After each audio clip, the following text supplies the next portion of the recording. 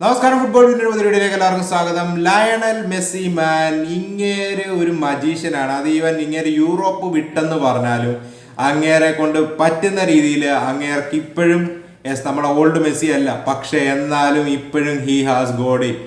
ഒരു free kick goal മാത്രമല്ല man, overall performance. Even first മാച്ചിലും എസ്പെഷ്യലി സെക്കൻഡ് ഹാഫിലെ മെസ്സിയുടെ പെർഫോമൻസ് ടോപ്പ് നോച്ചായിരുന്നു.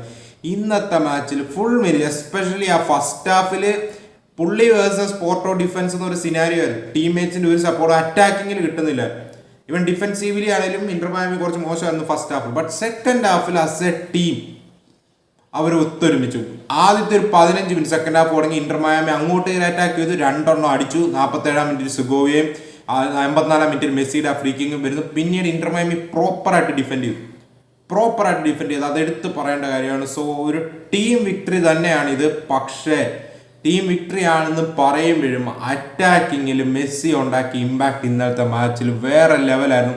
ആദ്യത്തെ 10 മിനിറ്റിൽ തന്നെ ഇന്റർ മയാമിക്ക് 2 ഗോൾ അടിക്കാനായിരുന്നു. 2 സൂപ്പർ ചാൻസ് സുവാറസിന് ലയണൽ മെസ്സി ഇട്ട് കൊടുത്തു. ബട്ട് സുവാറസ് വീണ്ടും നമ്മൾ പറയുന്ന ഒരു കാര്യമാണ്, പുള്ളിക്ക് ലെഗ്സ് ഇല്ല, സ്പീഡില്ല.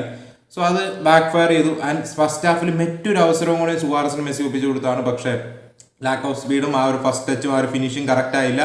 സോ ഫസ്റ്റ് ഹാഫിൽ ഇന്റർ മയാമി 2 ചാൻസുകൾ ക്രിയേറ്റ് ചെയ്തു. പക്ഷേ first Hafil it was Porto ആ ഒരു പെനൽറ്റി, ആ ഒരു സോഫ്റ്റ് കോൾ എന്ന് പലരും പറഞ്ഞു. ബട്ട് പെനൽറ്റി കിട്ടി, 1-0 ലീഡ് എടുക്കുന്നു. പിന്നീട് റോഡ്രിഗോ മോറിന് ഒരു നല്ല ചാൻസ് കിട്ടിയതാണ്. അതൊരു goal line clearance. May be അവിടെ ബുസ്കറ്റ് വലിക്കുന്നുണ്ട്, പുള്ളി അവിടെ ഫില്ല് ചെയ്യുമായിരുന്നു. മേ ബി അവിടെ ഒരു പെനൽറ്റി കിട്ടിയത്. പക്ഷെ അവിടെ ഷോട്ട് എടുത്തുകൊണ്ട് പിന്നെ VAR പോയില്ല.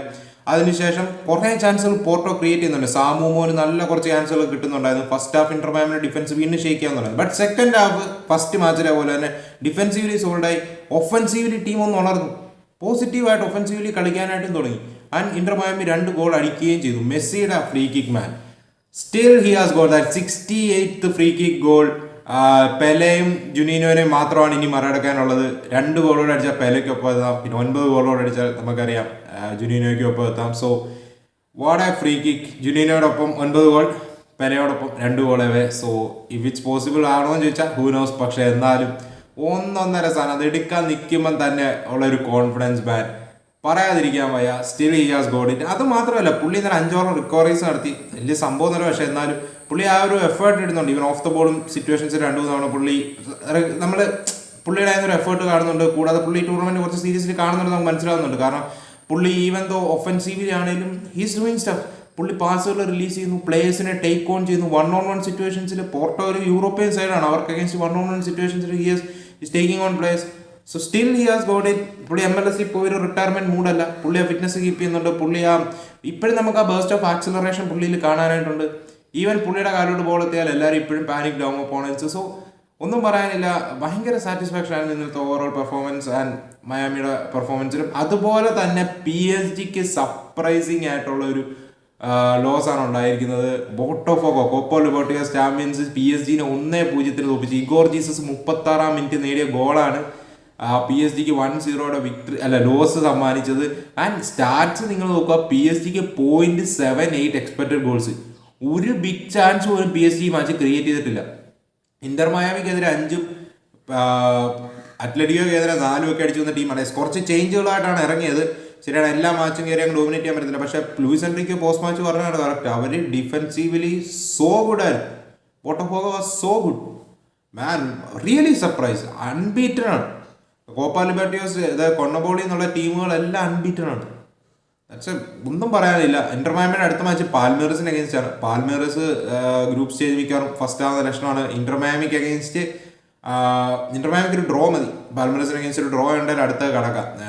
പക്ഷെ അതിനുള്ള ചാൻസ് ഭയങ്കര പാടായിരിക്കുകയാണ്. പാൽമേറസിന് അഗേൻസ്റ്റ് അവർ കുറച്ചുകൂടെ ഡേഞ്ചർ, ഈ ഗ്രൂപ്പിൽ തന്നെ ഏറ്റവും ഡേഞ്ചറസ് സൈഡ് പോലെയാണ് അവർ കളിക്കുന്നത്. ഈവൻ പോർട്ടോ മാച്ചിനും അവർ തന്നെയായിരുന്നു dominating team. So let's see. എന്തായാലും ലാസ്റ്റ് മാച്ച് പോർട്ടോ ഈജിപ്ഷ്യൻ സൈഡുമായിട്ട് ഡ്രോയോ തോൽവിയോ ആണെങ്കിൽ ഇന്റർ മയാമി ഈ റിസൾട്ട് ഡസൻ മാറ്റർ, പാൽമേറസിനോട് തോറ്റാലും കിടക്കാം. അതേസമയത്ത് പോർട്ടോ ആ മാച്ച് ജയിക്കുവാണെങ്കിൽ കളി മാറും, ഗോൾ ഡിഫറൻസും മറ്റുമൊക്കെ വരും. So Miami 100% ഉറപ്പായിട്ടില്ല.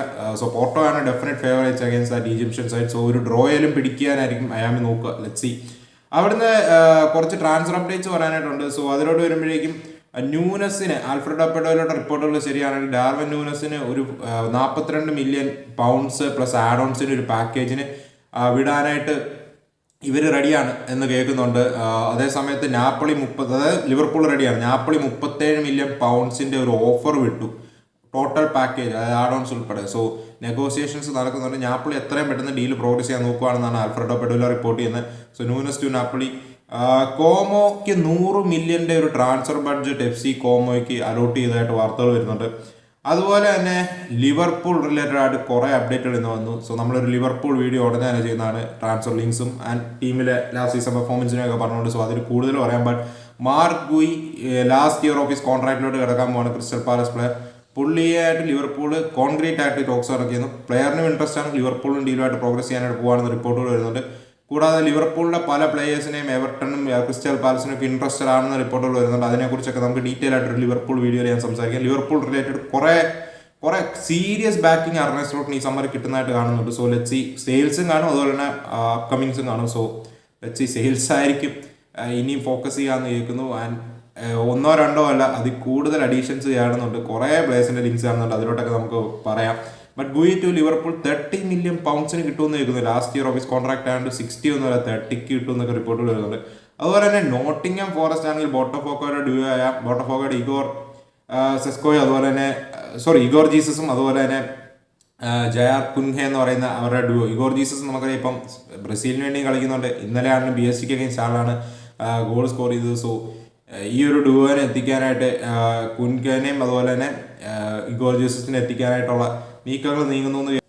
മാഞ്ചസ്റ്റർ യുണൈറ്റഡ് നമ്മൾ നോക്കാനായിട്ടാണെങ്കിൽ ഗെൻകിൻ്റെ സെൻട്രൽ ഫോർവേഡായ നൈജീരിയൻ ഇന്റർനാഷണൽ ആയ ബെൽജിയൻ ലീഗ് കളിക്കുന്ന ടോലു അറക്കഡാരയ്ക്ക് വേണ്ടി ഇൻട്രസ്റ്റഡ് ആണെന്നുള്ള രീതി വാർത്തകൾ വരുന്നുണ്ട്. Tolu Arokodare last season 17 goal 30 league മാച്ചസിൽ സ്കോർ ചെയ്തിരുന്നു. അവിടുത്തെ ടോപ്പ് സ്കോററും ആയിരുന്നു.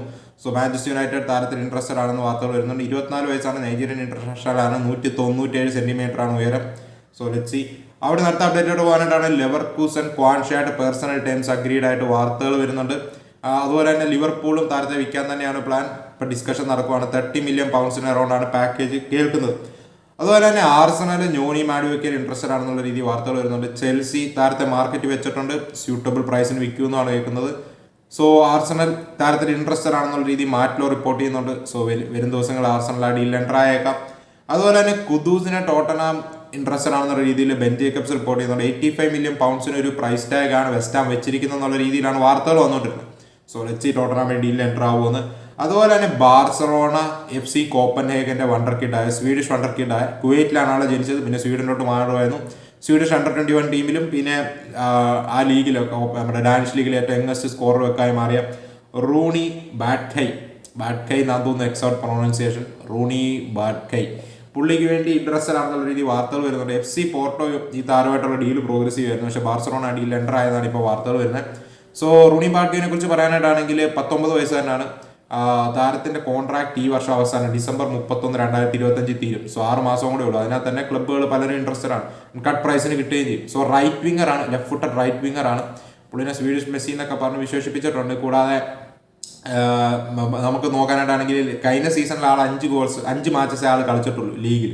ചെറിയൊരു ഇഞ്ചുറി ഒക്കെ ഉണ്ടായത്. അതിന് മുമ്പത്തെ സീസണിൽ ഇഞ്ചുറി മാത്രമല്ല, ആൾ കോൺട്രാക്ട് എക്സ്റ്റെൻഡ് ചെയ്യാത്തതുകൊണ്ട് ആളെ കുറച്ച് മിക്ക മാച്ചുകളിലും കളിപ്പിച്ചില്ല. ആളുടെ മുമ്പിൽ കോൺട്രാക്ട് പ്രപ്പോസൽ വിട്ടെങ്കിലും ആളത് സൈൻ ചെയ്യാതിരിക്കുമായിരുന്നു. കാരണം പല ബിഗ് ക്ലബ്സും ഉള്ളിൽ ഇൻട്രസ്റ്റഡ് ആണ് വാർത്തകൾ വന്നത്. അതിന് മുമ്പത്തെ സീസൺ 11 ഗോൾസ് ഓൾ കോമ്പറ്റീഷനാണ് നേടിയത്, including Man United against Champions League group സ്റ്റേജിനും സ്കോർ ചെയ്തതാണ്. സോ റിയലി സീരിയസ് ടാലൻ്റ് ആണ്.